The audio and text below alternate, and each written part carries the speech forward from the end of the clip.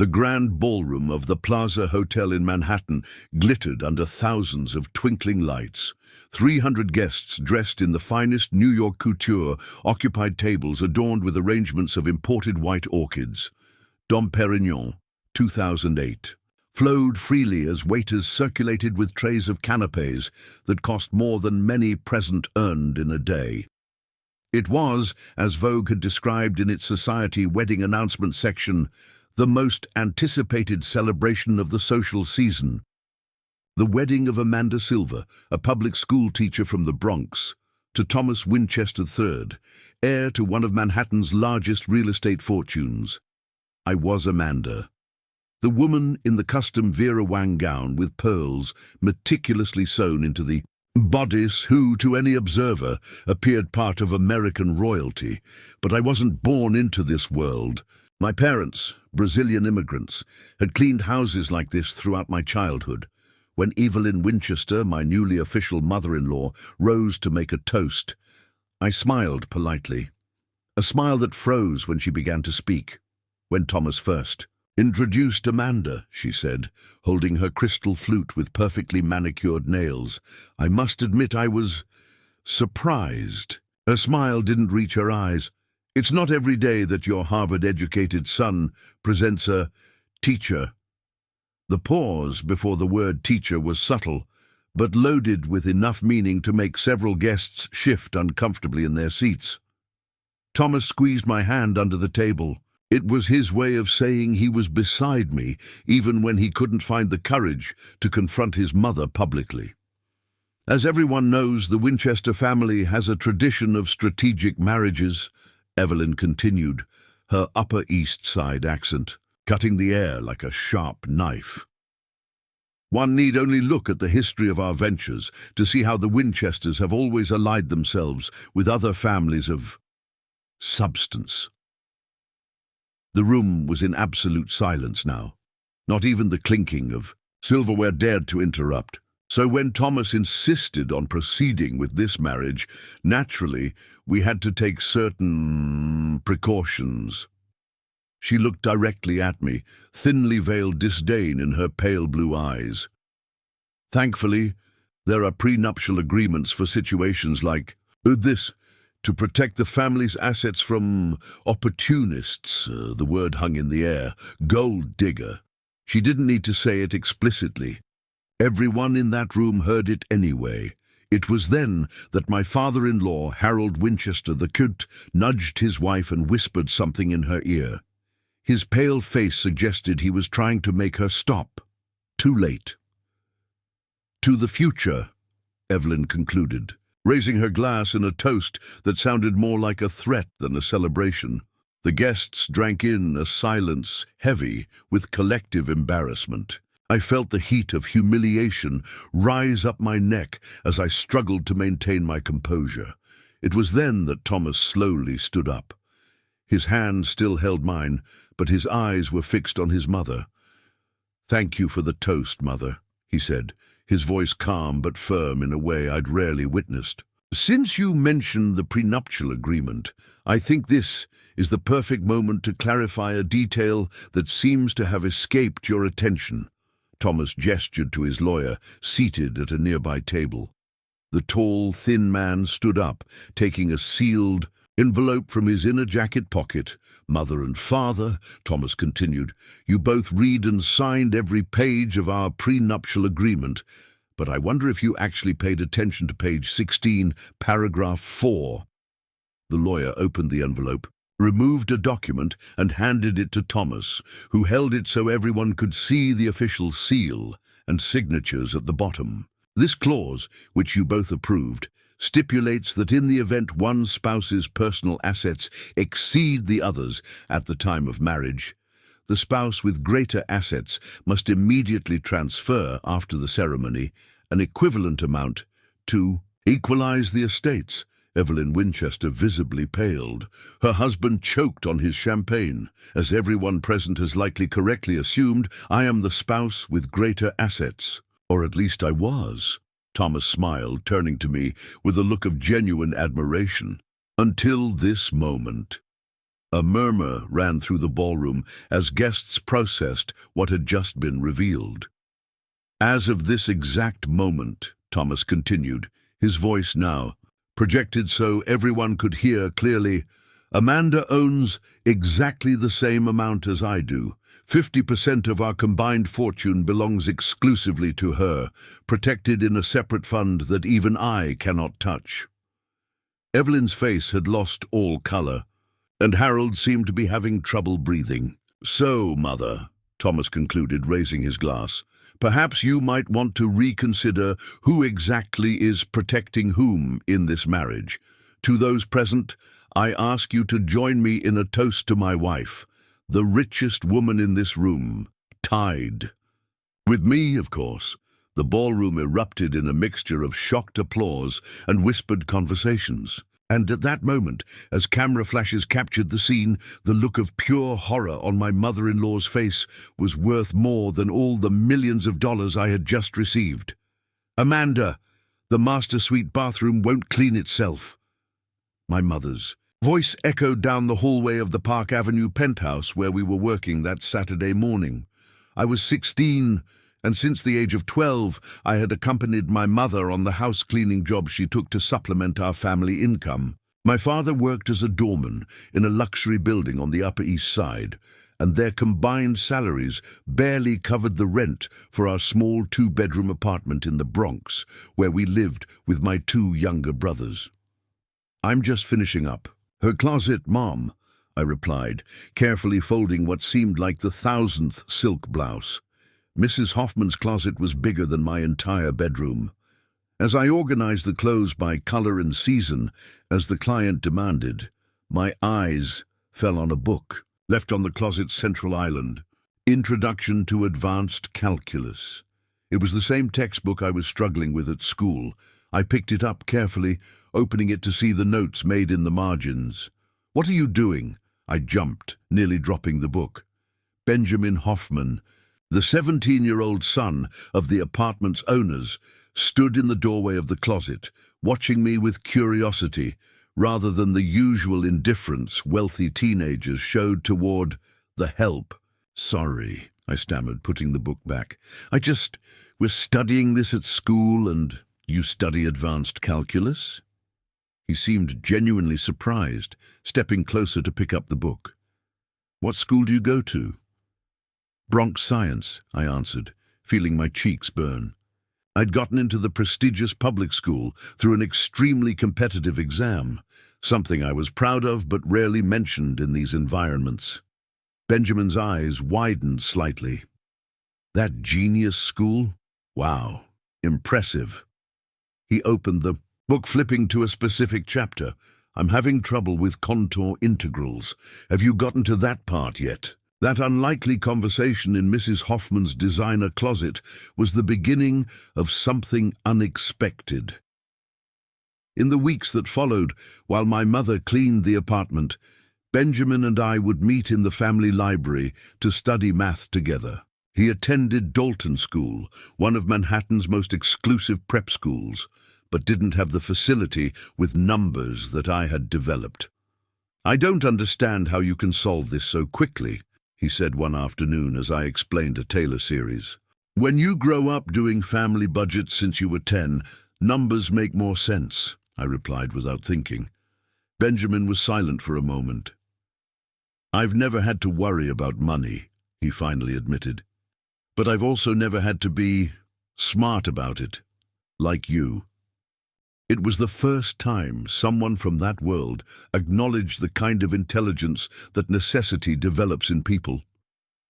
On the eve of my high school graduation, Benjamin handed me a gift, a small package wrapped in plain paper.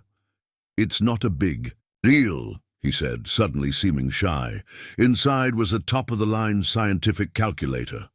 For the future engineer, the card said. How did you know I want to study engineering? I asked, surprised. You mentally solved all the structural problems in my physics homework. It had to be engineering, he smiled. Where will you study? I lowered my eyes. I don't know yet. I got partial scholarships from several universities, but even with that, Columbia. accepted you, didn't they?" he asked, though he already knew the answer. I had shared my excitement when I received the acceptance letter, followed by disappointment when I saw the insufficient financial package. "Yes, but the scholarship only covers 60%. The rest—" I shrugged. Even working 2 part-time jobs, it would be impossible. 3 days later, my mother woke me at 5 in the morning, holding a letter in her trembling hands. "Amanda, this arrived last night." She handed me a thick envelope with the Columbia University crest. Inside was a letter informing me that I had been selected for the Hoffman Scholarship for Exceptional STEM Students, a grant that would cover 100% of my educational expenses. For the next 4 years, I never directly confronted Benjamin about it. Had his family suddenly created a scholarship with their last name? Probably, but I learned early that pride is expensive and some opportunities don't knock twice. In the 4 years that followed while studying engineering at Columbia, I continued, working no longer as a house cleaner but as a math tutor for wealthy Upper East Side students, charging $85 per hour, a fortune compared to the $10 per hour my mother received to clean their apartments. I was building a bridge between 2 worlds, learning to navigate the universe of Manhattan's elite while keeping my feet firmly planted in my origins. It was a skill that years later would prove just as valuable as my engineering degree. In my final year at Columbia, I received an offer to work at a prestigious consulting firm with a starting salary that made my father cry when I told him. However, I decided to decline. I had fallen in love with teaching during my years as a tutor. Seeing the light in students' eyes when they finally understood a complex concept gave me a satisfaction no corporate salary could match. When I announced that I had accepted a position as a math teacher at a public school in the Bronx, my classmates looked at me like I had lost my mind. "You're throwing away your future," one of them said. What they didn't understand was that I wasn't throwing away anything. I was returning to my roots to make a difference where it was most needed. Besides, I had already learned the most valuable lesson. In the world of the ultra-rich, nothing is ever just what it appears to be on the surface. This lesson would be tested in ways I could never have predicted when, 5 years later, a familiar name appeared on the parent-teacher conference list. Winchester, Thomas III. Classroom. 307 at Bronx Leadership Academy High School was not where one would expect to find a member of New York's real estate royalty. The worn linoleum, the scratched desks, the ceiling fan that dangerously oscillated, everything contrasted dramatically with the world of marble and mahogany that I imagined composed the natural habitat of someone like Thomas Winchester.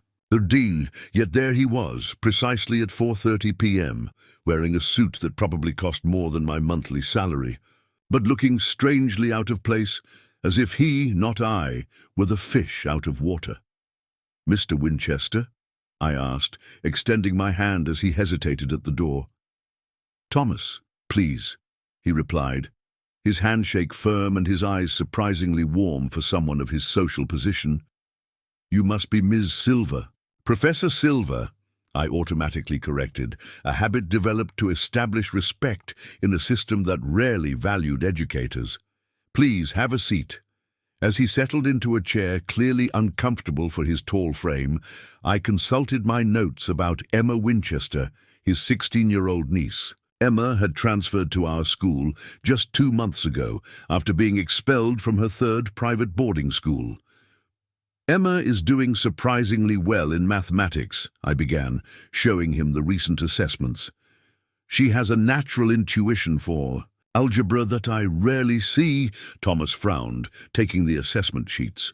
"Are you sure we're talking about the same Emma? My niece has received mediocre math grades throughout her school life." "Perhaps she hasn't been properly challenged," I suggested. "Or maybe the teaching style didn't resonate with her. Different students respond to different approaches." He studied my face for a moment, as if looking for something.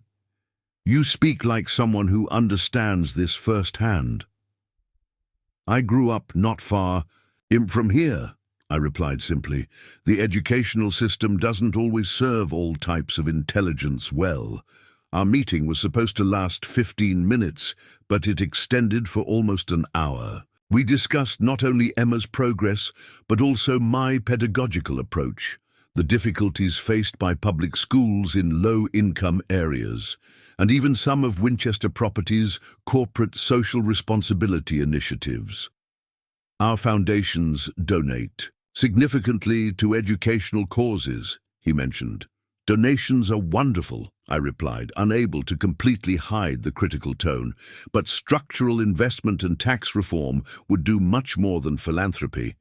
Instead of being offended, he seemed intrigued. You're not afraid to speak your mind, are you? Fear won't improve my students' education, I responded, surprising myself with my frankness. When he finally stood to leave, there was respect in his eyes that hadn't been there when he arrived. It was enlightening talking with you, Professor. Silver, likewise, Mr. Winchester. I hope we continue working together to support Emma's potential. Thomas, he corrected again, a slight smile appearing on his lips, and yes, I think we have much more to discuss. 3 days later, I received an email informing me that the Winchester Foundation was interested in funding a new science and mathematics laboratory at our school. The email copied me as part of the committee that would oversee the project. When I responded questioning the coincidence, I received a direct reply. It's no coincidence at all. You made me see an opportunity to do something meaningful. Besides, now I have a legitimate excuse to continue our conversations. TW. What started as meetings about the lab donation soon turned into coffees after meetings, which transformed into dinners discussing educational policy, which eventually evolved into something neither of us had planned. A genuine connection that transcended our dramatically different worlds. Thomas wasn't anything like I expected. Behind the powerful surname and generational fortune was a man who questioned his place of privilege, who had studied philosophy at Harvard besides the expected business and law, and who carried a silent weight for benefits he knew he hadn't earned through merit. You know what's strangest about being absurdly wealthy from birth? He asked me one night as we walked along the High Line after dinner. It's never really knowing if you're good at anything or if people just pretend you are because they're afraid to offend the Winchester boy. And what do you think? I asked. I think, he hesitated, looking out at the Manhattan skyline that his own family had helped shape, that I'm mediocre at almost everything, except recognizing real value when I see it. 6 months later, when Thomas proposed to me in an unpretentious restaurant in the Bronx, the place where we'd had our 4th date, my response wasn't immediate. Do you understand what you're getting into? I asked, looking at the ring with the discreet diamond, chosen with perfect knowledge of my personal style. Your family, my family will have to accept it, or they'll lose the one thing their money can't buy, a place in my life. His eyes were determined. I grew up surrounded by people who measured value in bank digits. You showed me a different way to measure what really matters.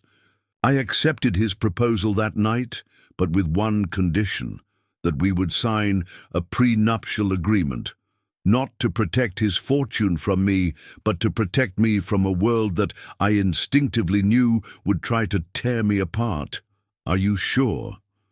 Thomas asked, looking confused. Usually I'm the one who should suggest this. Precisely why, I replied. I want it documented that I requested this protection. Not for you, but for us. What neither of us realized at that moment was that this seemingly prudent decision would eventually become the weapon I never knew I needed in a war I hadn't started. The Winchester Mansion in Greenwich, Connecticut, looked like something out of a period film, a monument to traditional American opulence with neoclassical columns, perfectly manicured gardens, and a circular driveway where luxury cars parked like museum pieces on display. That's where Thomas took me for the inevitable. Introduction dinner with his parents 2 weeks after our engagement. Remember, he said as he drove his Aston Martin down the tree-lined road leading to the property, they're just people. Complicated people, admittedly, shaped by generations of privilege and isolation, but still just people. People who control a real estate empire valued in billions and whose only son is about to marry a teacher from the Bronx, I replied, nervously smoothing my dress. The most expensive I'd ever bought, but still seeming inadequate for the occasion. Thomas, parked in front of the mansion where a butler was already waiting to take the car. Before we got out, he held my hand. You face difficult teenagers every day. My parents can't be worse than that. I smiled but thought, at least teenagers are honest in their disdain. Evelyn and Harold Winchester III received us in the main living room, a cavernous space with a nearly 6-meter-high ceiling, decorated with antiques that probably belonged to historical figures. Portraits of Winchester ancestors looked down, severely from the walls, as if judging the intruder who dared enter their domain. Thomas, darling, Evelyn approached, briefly embracing her son before turning to me. Her icy blue eyes examined me from head to toe in a quick, merciless assessment. And you must be Amanda. It's a pleasure to meet you, Mrs. Winchester, I replied, extending my hand. She accepted it briefly, her touch light as if fearing contamination. Evelyn, please, we're all adults here. Harold approached next, his handshake firmer, but his gaze equally calculating. Thomas told us you're an educator. The way he pronounced educator made it sound like I had chosen a career in something vaguely shameful. Mathematics teacher at Bronx Leadership Academy, I confirmed, keeping my voice steady. Fascinating, Evelyn commented, though her tone suggested the opposite. And your family is from... My parents are from Brazil, I answered, before she could formulate some deprecating assumption. My father has worked as a doorman at the Beresford for over 20 years, and my mother is a housekeeper. Both are American citizens and incredibly dedicated workers. An uncomfortable silence followed my direct statement. Thomas placed his hand on my back in a gesture of silent support. Well, Evelyn finally responded, that's diverse. Thomas always had a compassionate heart. The dinner that followed was a study in veiled hostility. Between courses prepared by a private chef and wines served by professional sommeliers, Evelyn and Harold alternated between completely ignoring my presence and asking subtly offensive questions. And why exactly mathematics? Harold asked while savouring his veal Wellington. I thought women usually preferred literature or art when they choose to teach. Perhaps because I'm particularly good with numbers, I replied, maintaining a polite smile. Actually, my specialization at Columbia was in mathematical engineering. Evelyn's silverware paused in midair. Columbia? You studied at Columbia University? Yes, on a full scholarship, I confirmed, allowing myself a small moment of satisfaction at seeing her surprise. Class of 2015, summa cum laude. Thomas smiled beside me. Amanda could be working on Wall Street making 7 figures a year, but she chose to make a difference in an underserved community. How altruistic, Evelyn commented, quickly regaining her composure. Though a bit impractical, don't you think? Especially considering your modest origins. Actually, I replied, keeping my voice calm, I believe my modest origins, as you call them, have given me a valuable perspective on the real impact of education as a vehicle for social mobility. The rest of the dinner continued in palpable tension. When we finally retired to the library for after-dinner brandy, a Winchester tradition, Thomas explained, Harold finally addressed the elephant in the room. Thomas, can we talk about the practical aspect of this situation? He helped himself generously to a cognac that probably cost more than my monthly rent. You two are from completely different worlds. There are considerations to be made. If You're talking about money, Father. Amanda has already suggested a prenuptial agreement, Thomas replied, his hand finding mine. Evelyn nearly choked on her drink. She suggested? Yes, I suggested, I confirmed, meeting her gaze. I believe in protecting both parties in any contract, including marriage. Well, said Harold, momentarily disarmed, that's surprisingly sensible. Just sensible? Evelyn couldn't contain her scorn. Or conveniently strategic? Mother, Thomas warned, his tone hardening for the first time that evening. No, Thomas. Let's be honest here. Evelyn set down her glass and turned directly to me. A young woman from humble origins, with parents who are servants, suddenly finds herself engaged to the heir of one of the country's largest real estate fortunes. Forgive me if I seem skeptical about your motivations. The silence that followed was dense enough to cut with a knife. Thomas began to rise, clearly. Furious, but I placed my hand on his arm, stopping him. Mrs. Winchester. Evelyn, I said calmly, I understand your concerns. I really do. In your position, I'd probably be skeptical too. I paused, meeting her gaze directly. But let me clarify one thing. I fell in love with your son, despite his fortune, not because of it. In fact, his wealth is the biggest obstacle our relationship faces, not its greatest advantage. How convenient for you to say that, she retorted. Think logically, I continued, appealing to the business language I knew they would understand. If I wanted a rich man, there are much simpler options than your son.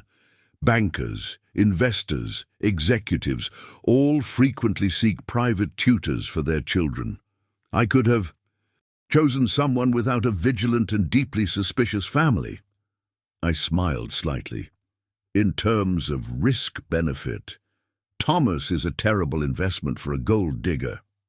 Harold let out a surprised laugh before composing himself. Evelyn remained impassive. Besides, I added, regarding the prenuptial agreement, I not only suggested it, but I insist it be drafted by your lawyer, not ours. All I ask is that my own legal team can review it before signing.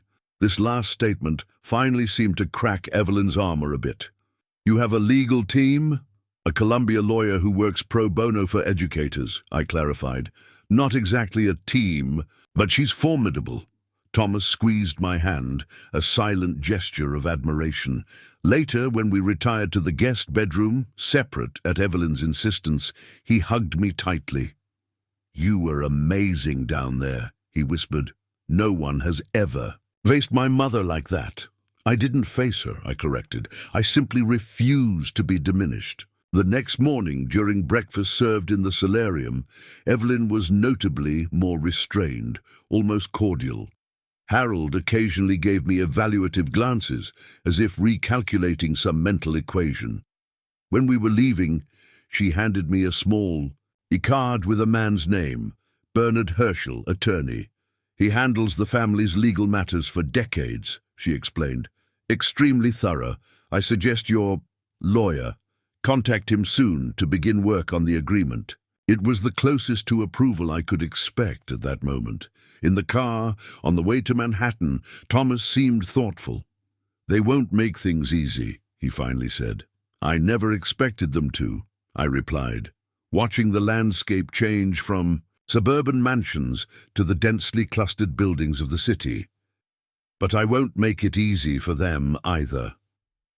What I didn't tell Thomas, what I barely admitted to myself, was that this meeting had confirmed my worst fears. The Winchesters weren't just protecting their fortune. They were protecting a lineage, a history, a social position. And in their worldview, I was an anomaly, an aberration, a teacher from the Bronx who dared to cross invisible but rigidly demarcated class lines. In the weeks that followed, as wedding preparations advanced parallel to prenuptial agreement, negotiations, I began to understand something fundamental about power and privilege. Those who possess it rarely acknowledge it, and those who don't are never allowed to forget it. But I had an advantage that Evelyn and Harold didn't know about. I understood their world much better than they would ever understand mine. After all, I had spent years cleaning the closets and teaching the children of Manhattan's elite. I knew their secrets, their fears, their insecurities. And more importantly, I knew how to read between the lines of contracts they presumed people like me would never fully comprehend. Bernard Herschel's office occupied the top floor of a historic building in Midtown, overlooking Bryant Park. The space seemed extracted directly from a film about old guard lawyers, dark wood, leather-bound law books, and an aura of old money that accumulated like dust on the expensive furniture. Ms. Silver, Mr. Winchester, welcome, Herschel greeted us, rising from his imposing mahogany desk. He had the exact appearance one would expect from the lawyer of a family like the Winchesters, in his 70s, impeccably dressed, with a posture that suggested decades of negotiations with the highest spheres of power. Sophia will be joining us by video, I informed, referring to my lawyer, Sophia Mendez, a former teacher who had attended law school at night and now represented educators pro bono. Yes, your legal representative. Herschel's slight eyebrow raise communicated exactly what he thought of lawyers who worked for free. The screen on the wall lit up, revealing Sophia, a woman in her 40s with short grey hair and penetrating eyes behind thick-framed glasses. "Good morning, everyone," she greeted, her voice firm even through the audio system. "I believe we can begin." Herschel nodded, opening a leather folder full of documents. "As everyone knows, we're here to finalize the prenuptial agreement between Thomas Winchester III and Amanda Silver. The basic terms have been previously discussed, but today we need to review each clause in detail to ensure both parties fully understand their implications." He emphasized fully while looking at me, implying that he doubted my ability to understand the intricate legal details. The next 2 hours were an exhausting exercise in patience as Herschel went through clause after clause of the agreement. The language was deliberately complex, full of legal jargon and cross-references to other documents. "In the event of dissolution of the marriage," he continued in a monotonous tone, "Ms. Silver will receive a fixed amount of $2 million, regardless of the duration of the union, plus an additional $500,000 per year of marriage, limited to $5 million additional." Thomas squeezed my hand under the table. It was a generous proposal by normal standards, though trivial considering the Winchester fortune. Herschel continued, detailing how I would be entitled to remain in a median value property by Winchester standards for up to a year after divorce, how I would have no right to any participation in the family businesses, and how any children would receive an independent trust fund. "We've also included a rather comprehensive confidentiality clause," Herschel added, his eyes narrowing slightly. "Ms. Silver agrees not to publicly discuss the financial, personal, or commercial details of the Winchester family during or after the termination of the marriage." A gag order, in other words, Sophia commented through the screen. "A standard protection," Herschel corrected smoothly. "I have some questions," said Sophia, adjusting her glasses. "First, regarding Clause 32, which limits my client's right to work in certain industries after a divorce. This is excessively restrictive and potentially illegal in New York." Herschel dismissed the concern with a gesture. "It merely protects the Winchester family's business interests." "My client is an educator, not a real estate executive," Sophia shot back. "This clause needs to be removed." The discussion continued, with Sophia identifying and challenging several other problematic clauses. To my surprise, Thomas occasionally intervened in my favor, questioning some of the more severe restrictions that his own family lawyer had included. After almost 3 hours of negotiations, we reached page 16 of the document, where seemingly innocuous paragraphs detailed asset equalization. "This section," explained Herschel, stipulates that in the unlikely event Ms. Silver's assets ever equal or exceed Mr. Winchester's, the compensatory terms would be recalculated proportionally. Unlikely indeed, murmured Sophia, making Herschel smile condescendingly. It was then that Thomas, who had been flipping through the document, spoke. Can we review paragraph 4 of this section? Herschel frowned but turned a few pages. Ah, yes, this is a standard provision we include to protect against disproportionate enrichment during marriage. What exactly does that mean? I asked, leaning in to read the dense text. In simple terms, Sophia intervened, having clearly noticed something I hadn't yet. This clause stipulates that at the moment of marriage, if one spouse possesses significantly more assets than the other, there will be an immediate transfer of assets to balance the individual estates. I looked at her confused. But that would benefit me, not Thomas. Exactly why it's merely a formality, Herschel explained quickly. A standard clause we apply in all Winchester agreements, usually when both parties come from wealthy families, but with fortunes of different magnitudes. Thomas was studying the paragraph carefully. So, if I understood correctly, the moment we get married, half of my personal assets would automatically be transferred to Amanda. Herschel looked uncomfortable.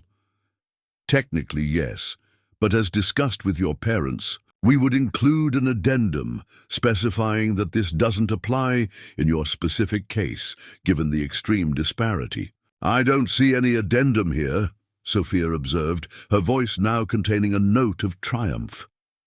It's a formality that would be added before the final signing, Herschel replied, his discomfort visibly growing.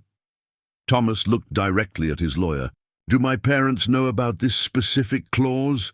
Herschel hesitated for a fraction of a second, long enough to confirm what Thomas was suspecting. They reviewed the complete document, naturally. But did you specifically draw their attention to this paragraph? Thomas insisted. I didn't consider it necessary, given that it was implicit that the addendum— There was nothing implicit, Thomas interrupted, his voice surprisingly harsh. You sent them a final document for signature, and they signed it, correct? Herschel swallowed hard, his professionalism faltering. Mr. Winchester, perhaps we should discuss this privately. Bernard, Thomas said now with a dangerous calm, did my parents sign this document exactly as it is? After a long moment, Herschel nodded. Yes, your father signed yesterday, your mother this morning. A heavy silence fell over the room as the implications became clear.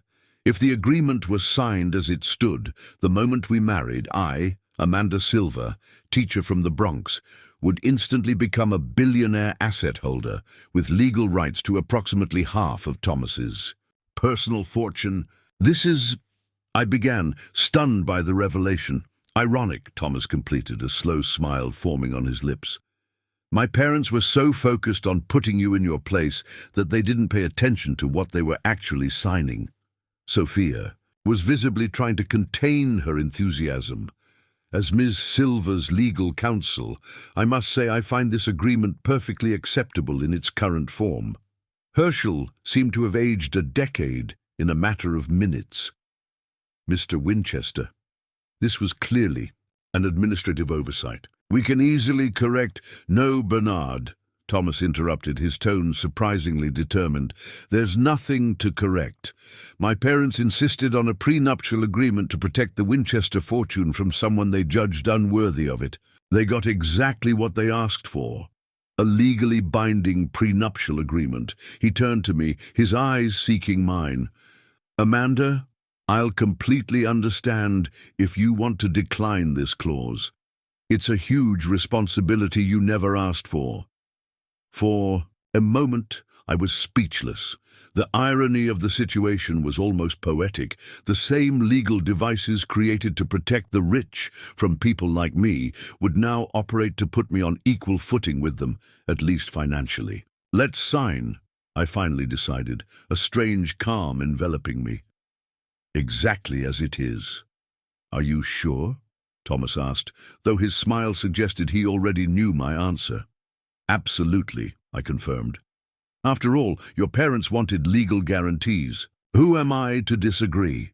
Herschel looked about to protest again, but Thomas raised his hand, silencing him.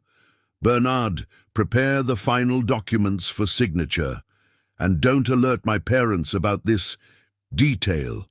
If they didn't carefully read what they signed, it's not our responsibility to correct their oversight. As we left the office an hour later, with signed copies of the prenuptial agreement in hand, Thomas began to laugh, a genuine sound of pure amusement I rarely heard from him.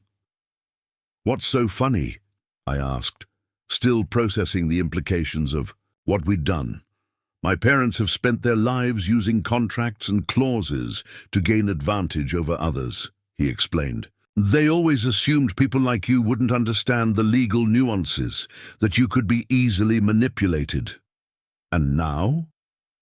"Now," Thomas smiled, intertwining his fingers with mine, "they've accidentally created the very thing they feared, an outsider with real power in the Winchester family." That night, as Thomas slept peacefully beside me, I lay awake reflecting on the twists of fate.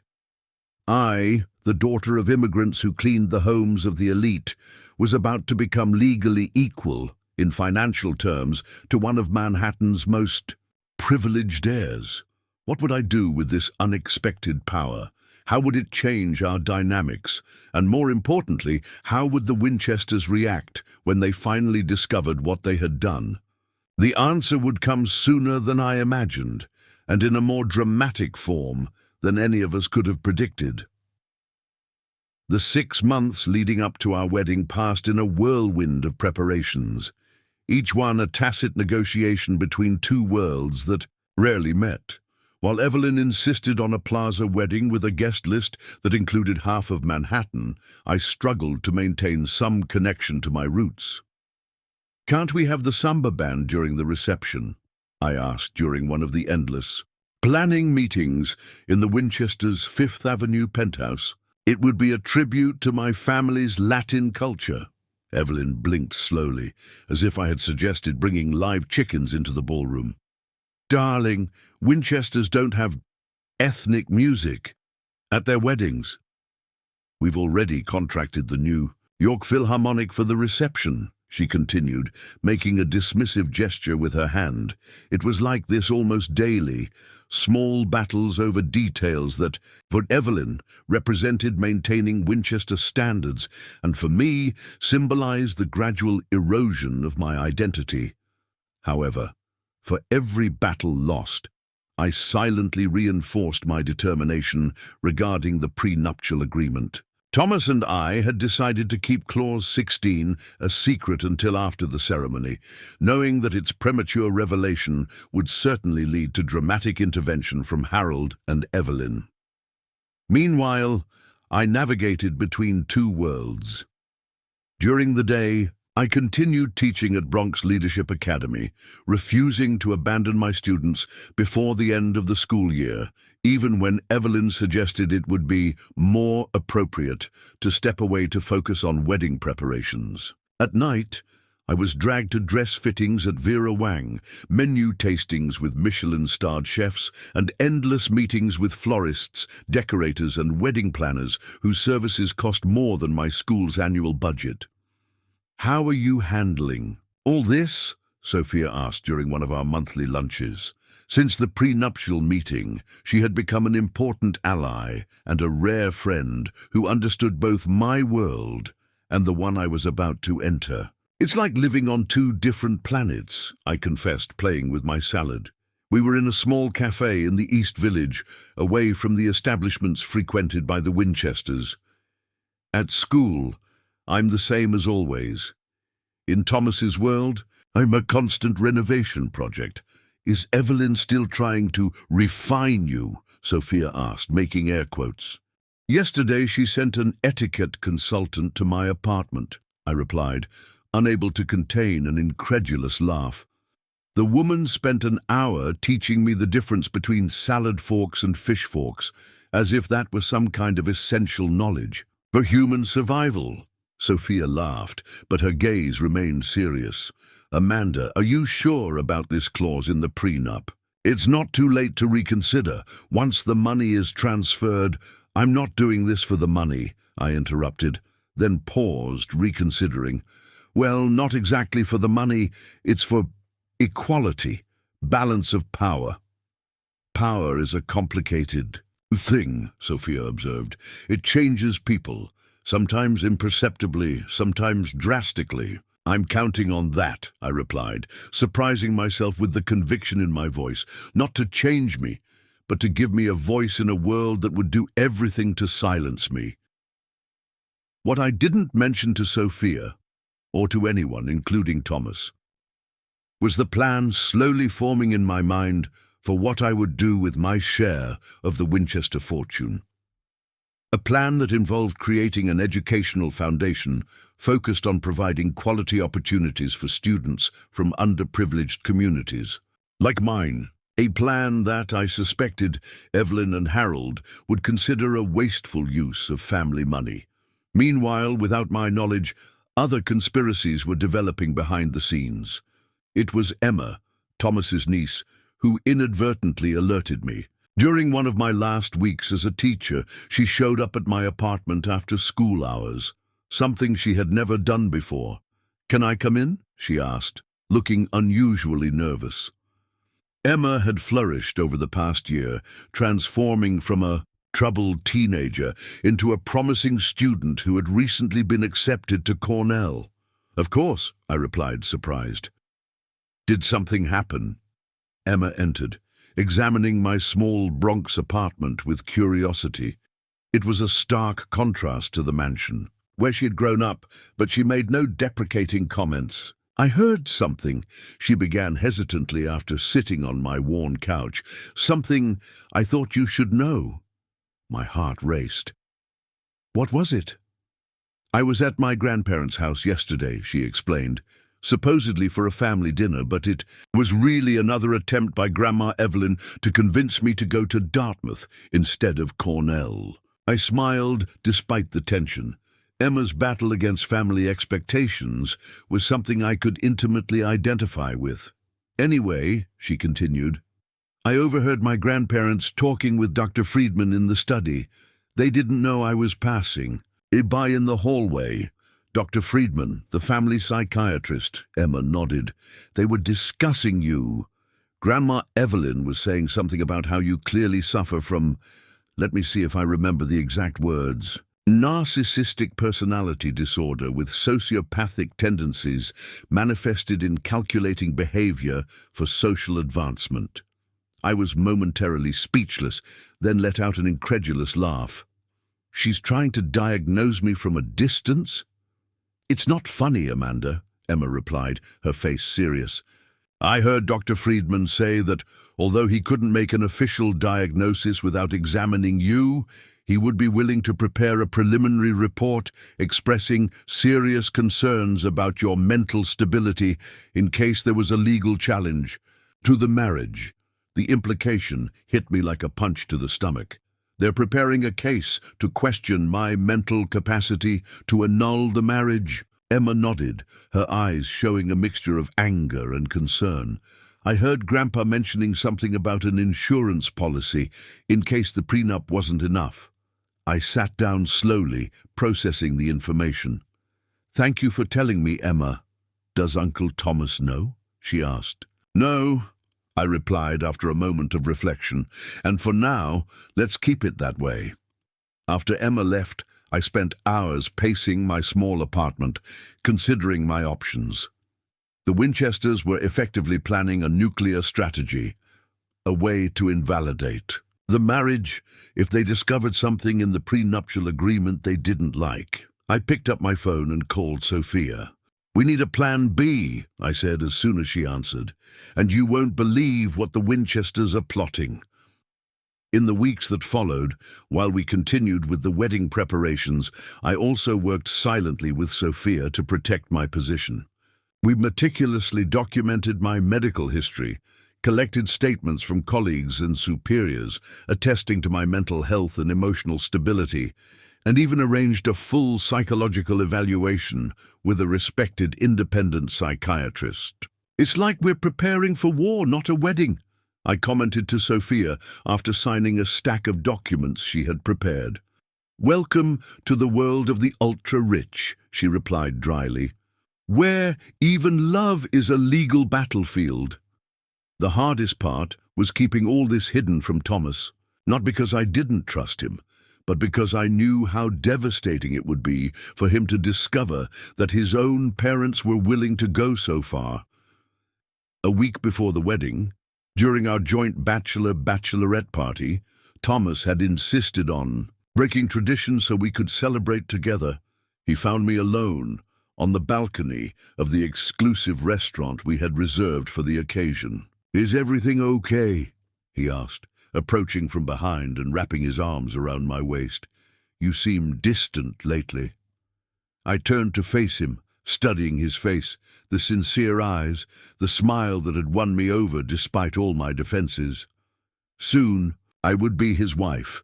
Soon I would be legally equal to him in financial terms. Soon his parents would discover what we had done and show their true character. "Just nervous about the big day," I lied, hating myself for it but knowing it was necessary. Thomas kissed my forehead softly.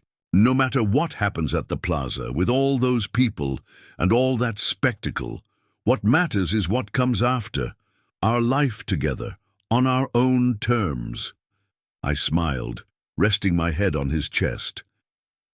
"On our own terms," I repeated, feeling the weight of those words.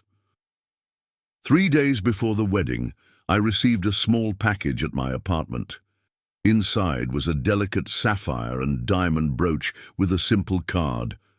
"To wear on your wedding day." Something blue, something old, something borrowed. H. Harold, my future father-in-law. The unexpected gesture caught me completely off guard. It was clearly an antique brooch, probably a family heirloom. Why would Harold Winchester send something so valuable to me, especially while conspiring behind my back? The answer came the following night, when Harold invited me for a drink at the university club, an invitation explicitly without Thomas or Evelyn present. The club was exactly as I imagined, a monument to male exclusivity, with high ceilings, old books, and portraits of long-dead men looking down severely from the walls. Harold was waiting for me in a private room, a glass of whiskey in hand, looking strangely vulnerable without his wife's dominant presence. "Amanda," he greeted me standing up, "thank you for coming."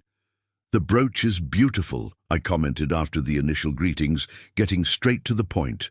"But I must admit I'm confused by the gesture." Harold took a sip of his drink before responding. "It belonged to my grandmother. She was an immigrant, you know. Came from Ireland with nothing but the clothes on her back and a fierce determination to make her place." This was information I suspected few people outside the family knew, that the Winchesters, with all their air of American aristocracy, had origins as humble as mine. "Evelyn doesn't approve of me mentioning this," he continued, as if reading my thoughts. "She prefers the polished version of the family history where the Winchesters have always been elite." "Why are you telling me this?" I asked directly. Harold sighed, suddenly looking older. "Because I think I understand you better than my wife ever will. The determination, the need to prove your worth in a world that judges you by your last name or lack thereof." I kept my expression neutral, uncertain where this conversation was going. "Thomas showed me page 16, he finally said, surprising me with his frankness. Paragraph 4. I felt my body stiffen. When? Last night.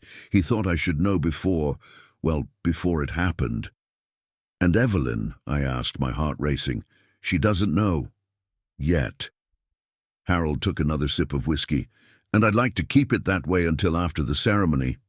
Now, I was genuinely confused. "I don't understand. My wife," Harold said carefully, "has many admirable qualities, but she also has a fierce pride, and a rather inflexible view of how the world should work. If she discovers this clause before the wedding, she would do everything to prevent it, I completed. Harold nodded, including some actions she would eventually regret. Like hiring a psychiatrist to question my sanity, I thought, but kept it to myself. I'm not here to ask you to renounce the clause, Harold continued, surprising me again. In fact, I think there's a certain poetic justice to the arrangement. It's an equalizer, in a way. This is unexpected, I admitted. Amanda, he said, leaning forward, I know my son. He's never had to fight for anything in life. Everything has been given to him. He's never had to develop the hunger, the determination that you have, that my grandmother had. He gestured toward the brooch I was wearing. He needs someone who challenges him, who pushes him beyond the complacency that comes with excessive privilege. So you're approving? I asked, still skeptical. I'm acknowledging that my son has found someone extraordinary, he replied. Someone who wasn't intimidated by the Winchester name or by Evelyn, which is even more impressive. A slight smile touched his lips. Someone smart enough to read between the lines of a contract that I apparently just signed. For a moment, I saw a glimpse of the man Thomas admired. Not the intimidating patriarch of the Winchester family, but a man capable of recognizing value even when it came from unexpected places. What happens when Evelyn finds out? I asked, bringing us back to reality. Harold's smile disappeared. A spectacle, certainly, perhaps even a crisis. But it will happen after the wedding, when the act is already consummated legally and financially. I nodded slowly, processing his words and their implications. And Dr. Friedman, I couldn't help asking, deciding to reveal my card. Harold seemed genuinely surprised. How did you... I have my resources, I replied simply. He sighed deeply. That was Evelyn's idea, not mine, and it's already been discarded, or at least it will be discarded as soon as I return home tonight. I don't know if I completely believed him, but I decided to accept his words as a gesture of good faith. When we said goodbye at the entrance to the club, Harold held my hand a little longer than necessary. Take good care of my son, Amanda, and take good care of the Winchester legacy. Both will be partially in your hands very soon. I'll do my best, I promised, and for the first time since I met the Winchester family, I felt that perhaps, just maybe, not everyone was against me. As my car pulled away from the club, I reflected on the unexpected twists of the past. Few weeks, Evelyn's conspiracy, the surprising alliance with Harold, the proximity of the wedding and the ticking time bomb of the prenuptial agreement about to explode. In less than 72 hours, I would be at the altar of the Plaza Hotel, saying yes, not just to Thomas, but to a completely transformed life.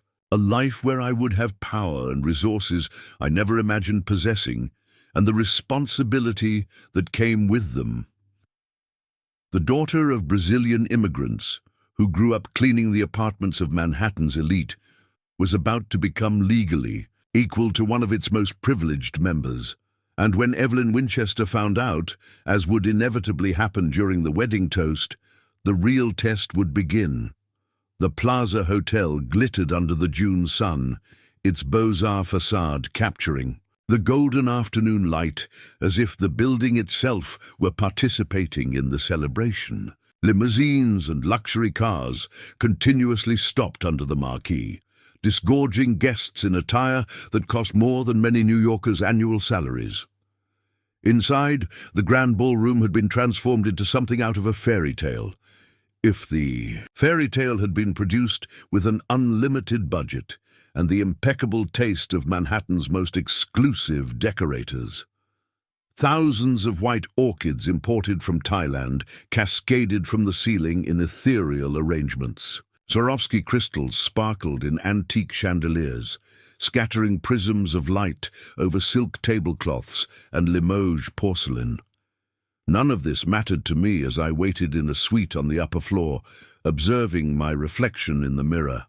The Vera. Long dress, custom-made with French lace and miniature pearls, transformed me into someone I barely recognized. An elevated, refined, almost aristocratic version of Amanda Silver.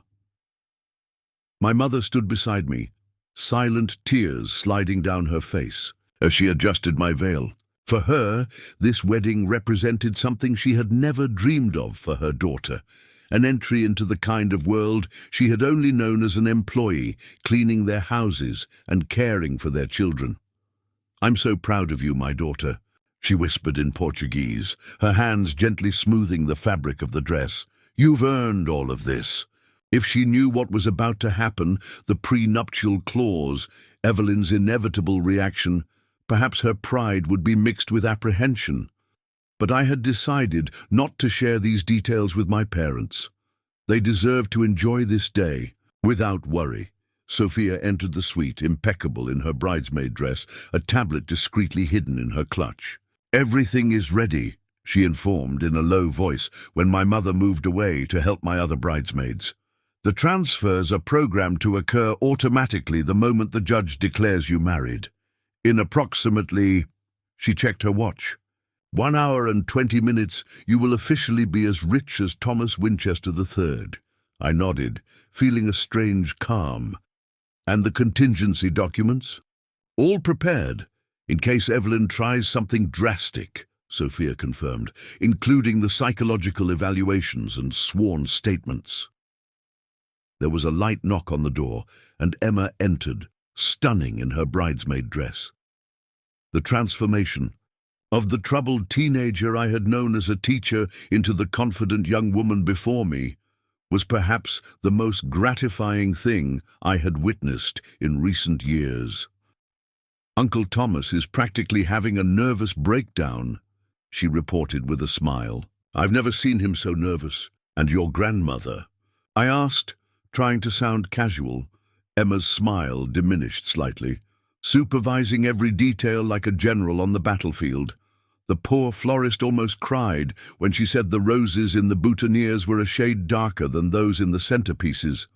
Typical Evelyn, I thought, controlling everything until the last moment. What none of us knew was that, at the same instant, on the lower floor, a crucial conversation was taking place between Harold and Bernard Herschel, the family lawyer.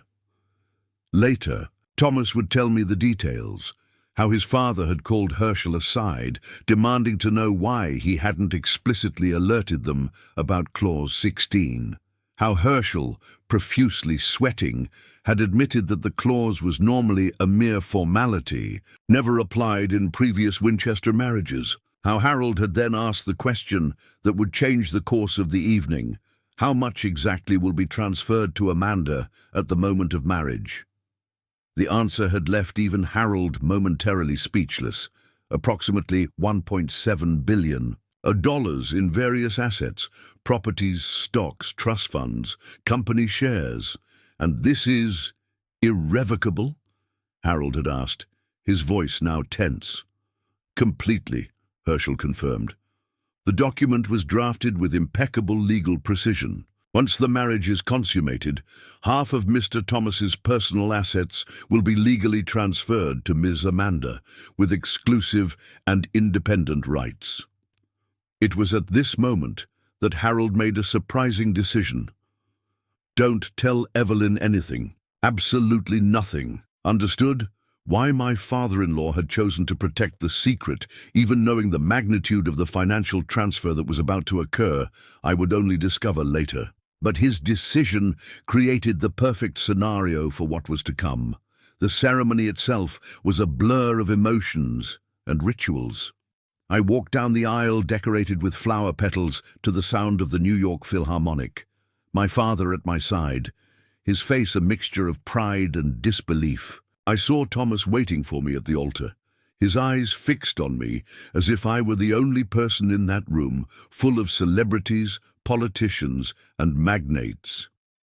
We pronounced our vows, exchanged rings, and when the judge officially declared us married, I felt an almost imperceptible shiver, The knowledge that at that exact moment, computers at various banks and financial institutions were executing automatic transfers, transforming me into one of the richest women in New York without anyone in the room, except Thomas, myself, and perhaps Harold, knowing. The reception began with all the pomp expected of a Winchester wedding. Dom Perignon champagne flowed like water. The orchestra played classical pieces personally selected by Evelyn, and guests circulated through the ballroom in a carefully choreographed social dance of power and influence. Thomas and I received congratulations at the entrance to the ballroom, fixed smiles as we shook hands with people whose names I would never remember. It was at this moment that I noticed something strange. Harold was constantly by Evelyn's side, keeping her busy, distracted, almost as if he were deliberately keeping her away from us. When we finally reached the head table for dinner, I could feel the tension building. The moment for toasts was approaching, the moment Thomas and I had silently anticipated and dreaded. The appetizers were served, the main course was enjoyed, and finally, as tradition dictates, it was time for speeches. Thomas's best man, his Harvard friend, made a charming and respectful toast. Sophia, as my maid of honor, offered eloquent words about love that transcends social barriers. Then Harold stood up. The room silenced in expectation. All eyes turned to the Winchester patriarch. He cleared his throat, adjusted his impeccable suit, and began to speak. "When Thomas was little," he said, his voice carrying easily across the room, "he had an almost irritating sense of justice. I remember once when he was about 6 years old, he discovered that our gardener was paid significantly less than our driver. He was so indignant that he emptied his piggy bank, approximately $200 in coins he had saved, and gave it all to the gardener, declaring he was balancing things out." A wave of gentle laughter ran through the ballroom, and I saw Thomas smile beside me, clearly surprised by this story. "At the time," Harold continued, "Evelyn and I considered it a charming but impractical phase. The world," we explained to him, "doesn't work based on perfect equality. There are hierarchies, traditions, systems that keep things in order." Harold paused, his eyes briefly meeting mine. What we didn't realize was that even at 6 years old, perhaps Thomas understood something that took me decades to comprehend. That true justice sometimes requires a radical rebalancing of power. Beside me, I felt Thomas tense, suddenly realizing the direction the speech was taking. "Today," Harold proceeded, raising his glass, "my son has found someone who shares that innate sense of justice, someone who, as he recently reminded me, understands that power and privilege are not automatically granted by lineage or bank account, but by character and actions." I saw Evelyn frown, clearly confused by the tone of her husband's speech. "And so," Harold now smiled, a genuine smile he rarely displayed in public, "it is with deep pride that I toast not only to the marriage of Thomas and Amanda, but to the truly equal partnership they have established, in every sense of the word." He emphasized the last words while looking directly at Evelyn, who now seemed completely perplexed. The room erupted in applause, guests interpreting the speech as a poetic statement about equality in marriage without understanding its literal and financial meaning. When the applause died down and the next toast was about to begin, Thomas squeezed my hand under the table and whispered, "My father knows." "I know," I replied softly. "We had an interesting conversation a few days ago." Before we could continue, Evelyn stood up, determined not to be outdone by her husband. She looked stunning in her petrol blue Oscar de la Renta dress, family jewels adorning her neck and wrists, the perfect personification of the high society matron. "When Thomas first introduced Amanda to us," she began, her mellifluous voice carrying that unmistakable Upper East Side elite accent, "I must admit I was surprised." Thomas squeezed my hand again, this time in alert. "After all," Evelyn continued, "the Winchesters have a long tradition of let's say, strategic marriages, family alliances that have strengthened our position over generations. The smile plastered on her face didn't reach her eyes, which remained cold as ice. Naturally, like any mother, I had my reservations about such a unconventional union. A teacher from the Bronx wasn't exactly what I had imagined for the future. Of the sole Winchester heir, the room had gone completely silent, the tension palpable in the air. I saw Sophia straighten in her chair, ready to intervene if necessary. That's why I insisted on certain protections, Evelyn continued, her smile now sharp as a knife. A comprehensive prenuptial agreement to safeguard the legacy we've built for generations, to protect the Winchester assets from, well, let's say opportunists. The word hung in the air like an accusation. Gold digger. She didn't need to say it explicitly. Everyone in that room heard it anyway. It was then that Harold nudged his wife and whispered something in her ear. Her face visibly paled, but she recovered quickly.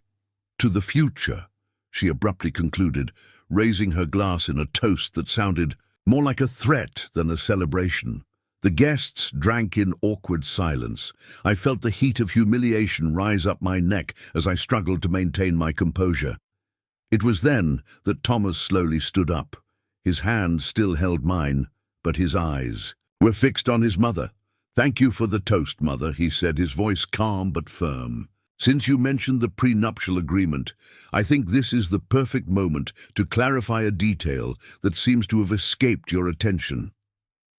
The silence in the room intensified, hundreds of eyes now fixed on Thomas. "Bernard," Thomas called, and the family lawyer, seated at a nearby table, nervously stood up, producing an envelope from his inner pocket. "Mother, father," Thomas continued, though his gaze now included only his mother, since Harold was observing the scene with an almost amused resignation, "you both read and signed every page of our prenuptial agreement. But I wonder if you actually paid attention to page 16, paragraph 4.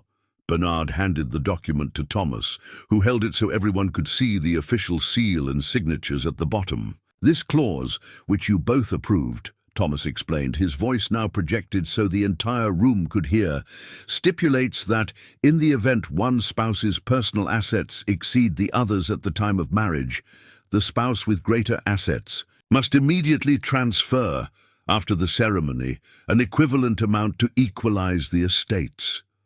A murmur ran through the room.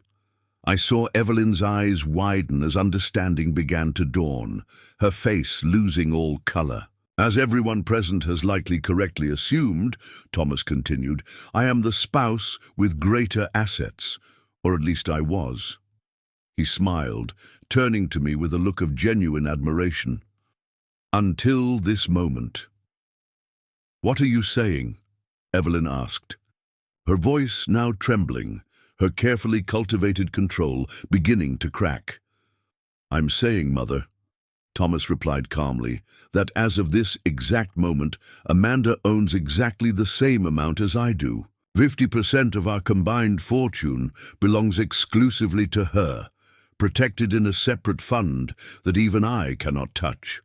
The silence that followed was absolute, as if everyone in the room had collectively held their breath. "This is absurd," Evelyn finally said, her voice trembling with anger. "This can't be legal! Bernard!" The lawyer seemed to be intensely wishing he could disappear. "It's completely legal, Mrs. Winchester. The clause was drafted in clear language, and both you and Mr. Winchester signed with full knowledge and consent." "We would never consent to something like this," Evelyn practically shouted, abandoning any pretense of decorum. "On the contrary," Harold intervened, surprising everyone, including me. "We signed, both of us. I, at least, with full knowledge of what I was doing." Evelyn turned to her husband, shock and betrayal evident on her face. "You knew? And said nothing?" "I found out recently," Harold admitted. "And I chose to honor the agreement we made. As should you, Evelyn." "You don't understand," she insisted, her voice now a furious whisper. This woman now controls billions in Winchester assets. She will destroy everything we've built. It was then that I decided to stand up, remaining beside Thomas. The room was in absolute silence, hundreds of guests watching the family drama unfold as if it were a theatre play. Mrs. Winchester, I said calmly, I have no interest in destroying anything. In fact, I have very specific plans for my share of the fortune. Plans that I believe will honor the Winchester legacy in a way you might not have considered. And what would those plans be? She asked, her tone loaded with skepticism. The creation of the Silver Winchester Foundation for Educational Equity, I replied. An organization dedicated to providing quality educational opportunities for students from underprivileged communities across New York City, starting with the construction of a model school in the Bronx, where I taught for years. Thomas looked at me, genuinely surprised. We hadn't discussed this specific plan, though I had mentioned my desire to do something meaningful in education. You intend to give away our money? Evelyn asked, incredulous. No, I gently corrected. I intend to invest my money in the next generation of New Yorkers who, with proper support, might one day be sitting in places like this, not serving the tables or cleaning the bathrooms, but as guests and leaders in their own right. A contemplative silence followed my words. Then, to my complete surprise, Harold Winchester began to applaud. Slowly and deliberately at first, then with growing enthusiasm, Thomas joined him, followed by Sophia, Emma, my parents, and gradually guest after guest, until the entire room was applauding, some out of genuine approval, others from simple desire not to appear opposed to such a publicly philanthropic gesture. Only Evelyn remained motionless, her face a mask of contained fury. So, Mother, Thomas said when the applause died down, perhaps you might want to reconsider who exactly is protecting whom in this marriage. To those present, I ask you to join me in a toast to my wife, the richest woman in this room, tied with me, of course. The ballroom erupted in a mixture of shocked applause and whispered conversations. I saw several guests discreetly reaching for their phones, no doubt spreading the news to their social networks. By the next morning, all of Manhattan would know that the teacher from the Bronx had become one of the richest women in the city, not just by marriage, but by legal right of her own. As camera flashes captured the scene, the look of pure horror on my mother-in-law's face was worth more than all the billions I had just received. Evelyn finally recovered enough to lean toward me, her words meant only for my ears. This isn't over. You may have won this battle, but Winchesters fight wars, not battles, I smiled serenely. I'm counting on that, Evelyn. The difference is that now we fight with equal weapons. And with that I turned to Thomas, captured his face between my hands, and kissed him passionately, drawing more applause from the guests. The orchestra received the signal to start playing again, and the celebration continued. Superficially normal, but fundamentally altered. We danced our first dance as a couple, ate the elaborate wedding cake, and followed all the expected traditions. But something had changed irrevocably. The balance of power had been readjusted, not just in the Winchester family, but in the small universe of Manhattan's elite that was watching us. At the end of the night, as Thomas and I prepared to leave for our honeymoon, Harold approached me discreetly. That was unforgettable, he commented, a slight smile playing on his lips. One word to describe it, I agreed. Evelyn will need time, he said, looking at his wife, who was being consoled by some friends in a corner of the ballroom. But she is, above all, a survivor. Eventually she will adapt to the new reality. And you? I asked. How do you really feel about all this? Harold considered the question for a moment, then answered with surprising sincerity. Relieved. Power concentrated for too long in the same hands rarely produces healthy results. Perhaps this redistribution is exactly what the Winchester family needed. He walked away before I could respond, joining his wife with the same silent loyalty he had demonstrated for decades. Thomas appeared at my side, taking my hand. "Ready to depart, Mrs. Winchester Silver?" I smiled at hearing the compound name we had decided to adopt. Another small act of balance that had scandalized Evelyn. "Absolutely, Mr. Winchester Silver," I replied. As we left the plaza, entering the limousine that would take us to the airport for our honeymoon in Italy, I reflected on the extraordinary journey that had brought me to this moment. The daughter of Brazilian immigrants, who had grown up observing the imposing disparity of power in Manhattan, now possessed the means to really begin correcting some of those imbalances. Not through condescending charity, but through strategic investment in the next generation. Thomas squeezed my hand as the limousine pulled away, leaving behind the illuminated plaza, a symbol of the old world we had just shaken. "What are you thinking about?" he asked. "Something my mother used to say," I replied, recalling the words. She repeated while we cleaned luxury apartments together. "One day, my daughter, they will really see you." Thomas smiled, softly kissing my hand. "They definitely saw you today." "Yes," I agreed, watching Manhattan's lights through the car window. "And this is just the beginning." If this story touched you in any way, be sure to subscribe to our channel for more powerful narratives that explore family dynamics, wealth, power, and redemption. Hit the notification bell to never miss our weekly uploads and share your own experience in the comments below. Have you ever witnessed or experienced situations where the balance of power was surprisingly reversed? Join our community today to explore the complex human relationships that connect us all.